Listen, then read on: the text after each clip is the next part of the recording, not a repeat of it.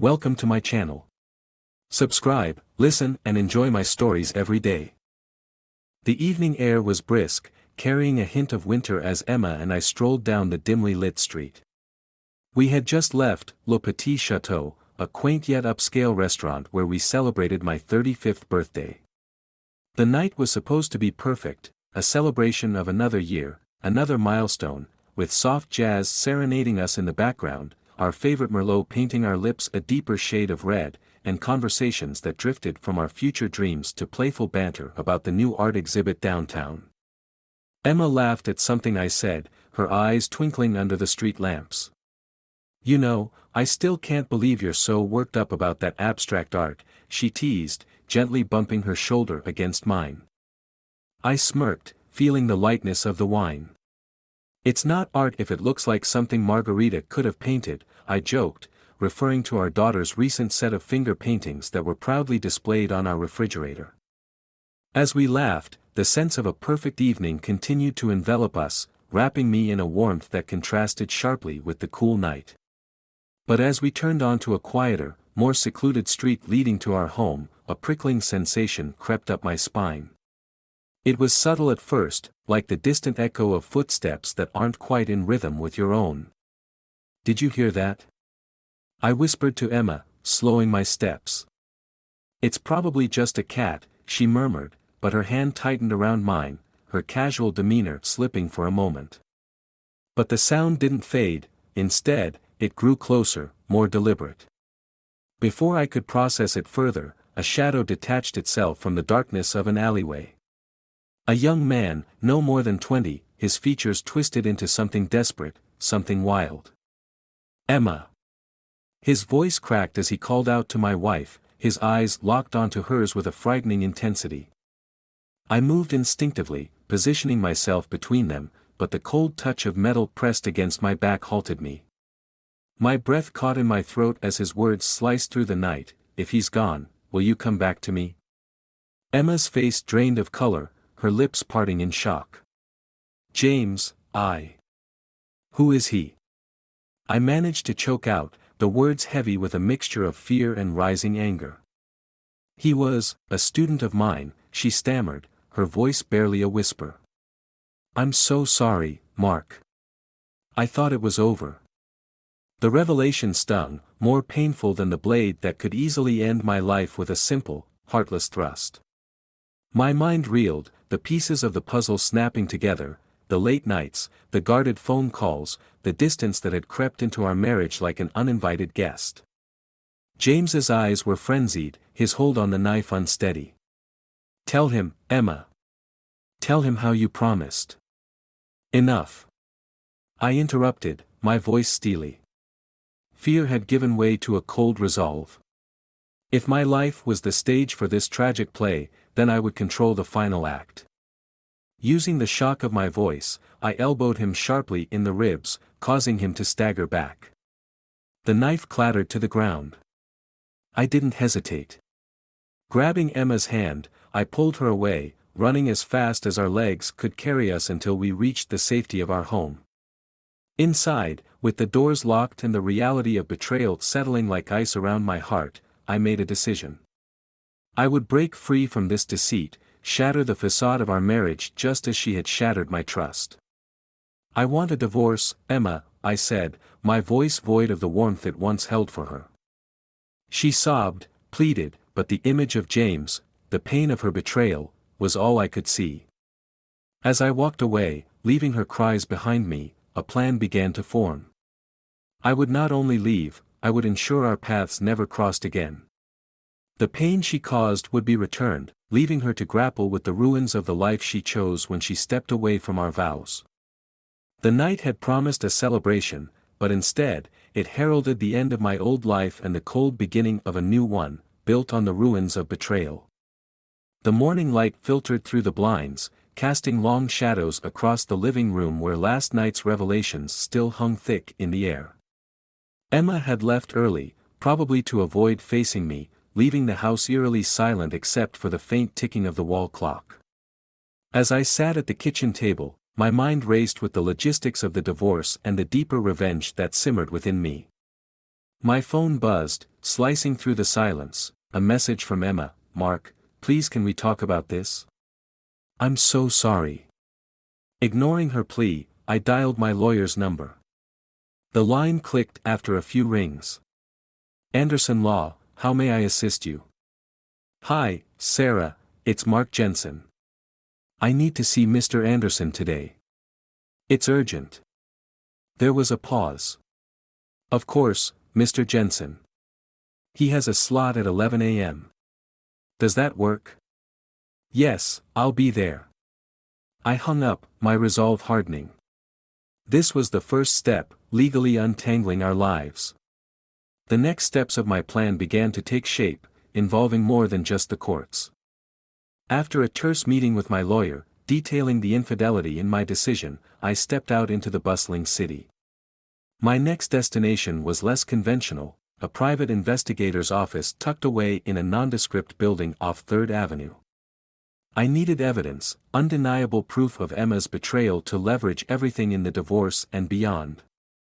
The office was cramped, lined with shelves of dusty files and old photographs. A man in his 50s, with a sharp gaze and a notepad, greeted me. "Mr. Jensen, I'm Lucas Webb. You mentioned on the phone you need surveillance." "Yes," I confirmed, sliding a photograph of Emma across the desk. "I need to know every move she makes, who she meets, everything." Lucas nodded, scribbling notes. "We can start today. You'll get daily updates. Anything specific you're looking for?" "Proof of her continued infidelity, if it exists. And anything else that can help me in the divorce." As Lucas set his plan into motion, I walked back out into the city, the weight of the morning's actions pressing down on me. Yet, there was no turning back. Emma's betrayal had set this path, and I was merely following it to its rightful end. That evening, I sat alone in the dim light of our living room, the house void of her presence. My phone buzzed again, another text from Emma. This time, I decided to confront her. "Meet me at the park." "We talked there," I texted back, my fingers hesitating before sending. The park was quiet, the usual evening crowd having dwindled down to a few joggers. Emma was already there, sitting on a bench, her face drawn and pale. "Mark, No, let me speak," I cut her off, my voice cold, steady. "You destroyed us, Emma. There's nothing you can say to fix that." She flinched, tears welling up. "It was a mistake. I ended it as soon as I realized how wrong I was." "Mistakes don't last months, Emma.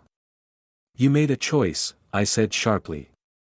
"Now, I'm making mine. It's over. The divorce will go through, and I'll make sure you leave with nothing."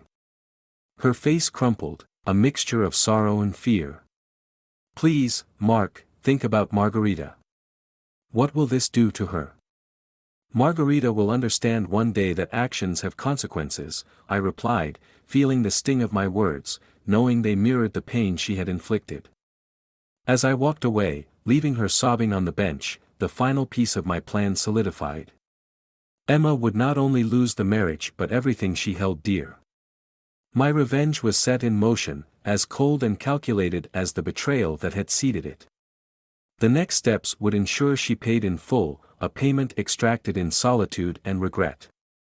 The following days were a whirlwind, each action and decision meticulously calculated to dismantle the life Emma and I had built together. The private investigator, Lucas, became my eyes and ears, feeding me updates and photographs that painted a clear picture of Emma's movements and interactions. With each report, my resolve to see this through to its bitter end only solidified. On a particularly crisp morning, I sat in my usual spot at the corner cafe, sipping my coffee and reviewing the latest batch of surveillance photos on my tablet. The images flickered across the screen: Emma leaving her office, Emma meeting with her lawyer, Emma alone in a park looking decidedly distraught. Each photo was a piece in the puzzle of her downfall. My phone vibrated with an incoming call from Lucas. "Mark, you need to see this," his voice was tinged with urgency. "I'm sending over something interesting." Moments later, my email pinged with a new message. Attached was a video file. I tapped play.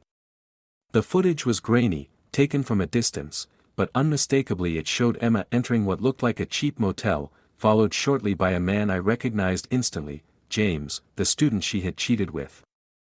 This was it, the proof I needed. I called Lucas immediately. "Keep on it.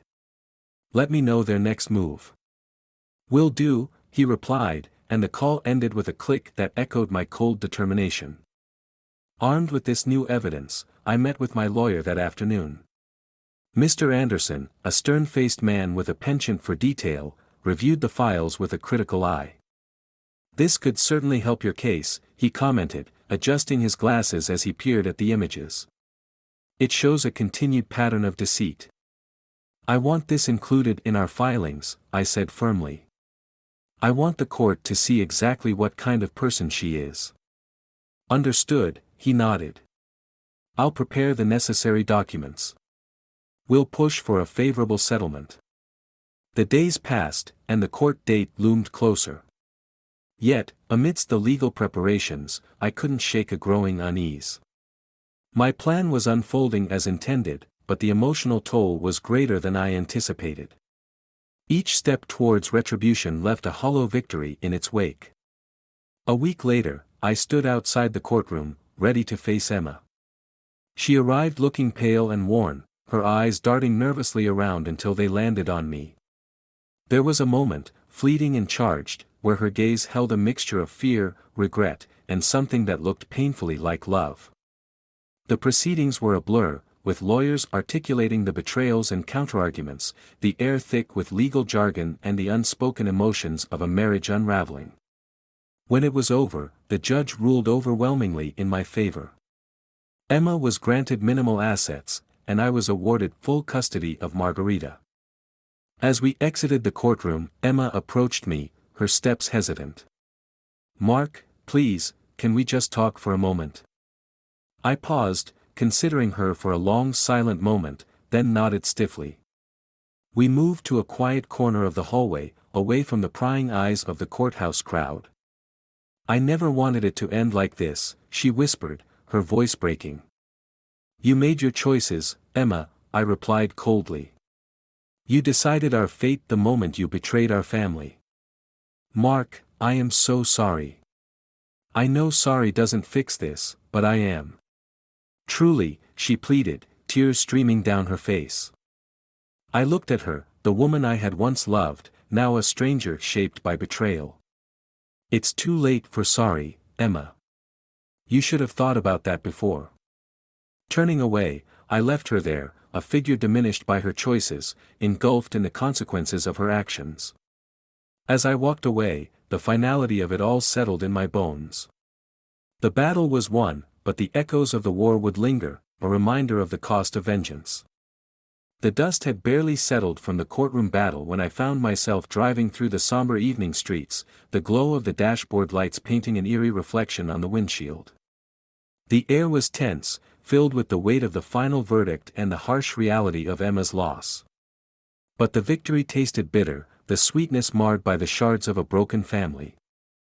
I pulled up to the house, the place where love once lived, now just a hollow shell. Stepping inside, the silence was suffocating, echoing the emptiness within me. My plan had been executed flawlessly, Emma's life dismantled, her deceit repaid with isolation and despair. Yet, the triumph was hollow, the solitude a constant reminder of the cost. As I sat in the dim light of the living room, flipping through the pages of an old photo album, the doorbell rang, a shrill sound that seemed too loud in the quiet house. I hesitated, then rose to answer it. Standing on the doorstep was not Emma, but Lucas, the private investigator. His face was grave, eyes holding a glint of something I couldn't quite place. "Mark, we need to talk," he said, stepping past me into the house without waiting for an invitation. "What's happened?" I asked, a knot forming in my stomach. "It's about the evidence, the videos of Emma," he began, his voice hesitant. "There's something you need to know." I stiffened, my hand tightening around the frame of the photo album. What about it? Lucas sighed, running a hand through his hair. The man in the videos, it wasn't James. It was his twin brother, John. He's been in and out of trouble with the law. I made a mistake. Emma wasn't continuing her affair. She was trying to help him, thinking it was James. The room spun, the revelation striking like a physical blow. The photos in my hands blurred as the truth settled in, heavy and suffocating. Emma's betrayal, it seemed, was not as clear-cut as I had made it out to be. Why didn't you check this before? I managed, my voice barely a whisper. I thought I did. I'm sorry, Mark. I truly am, Lucas replied, his tone filled with genuine remorse. The impact of his words was devastating. In my quest for revenge, I had destroyed everything on a lie. Emma's actions, misconstrued, had led me to orchestrate her downfall, driven not by her betrayal but by my own blinded vengeance. I sank into a chair, the weight of my actions crushing. The house, once filled with laughter and love, now seemed to close in around me, the walls witnesses to the ruin I had caused. In a daze, I dialed Emma's number, the phone trembling in my hand. It rang once, twice, then connected. Emma, I choked out, I'm so sorry. Her voice was wary, tinged with a sadness that cut deeper than any knife. Mark, what's done is done. What are you sorry for? The evidence was wrong, I confessed, the words tasting bitter. It wasn't what it looked like. I destroyed us over a mistake. There was a long pause, the silence between us stretching into eternity. When she finally spoke, her voice was cold, resolute. I can't do this anymore, Mark. You chose to believe the worst without a second thought. I can't come back from that. Emma, please. No, Mark. It's over. For good this time, she interrupted, her tone final. The line went dead, the click echoing like a door closing forever. I was left alone, surrounded by the remnants of my actions, the cost of my revenge laid bare. The house, once a home, now stood as a monument to my cruelty, each room echoing the echoes of betrayal, not by Emma, but by me. As the night deepened, the shadows grew longer, and I understood the tragic truth. In my ruthless pursuit of retribution, I had become the very thing I despised. And now, left in the chilling embrace of my treachery, I was truly alone.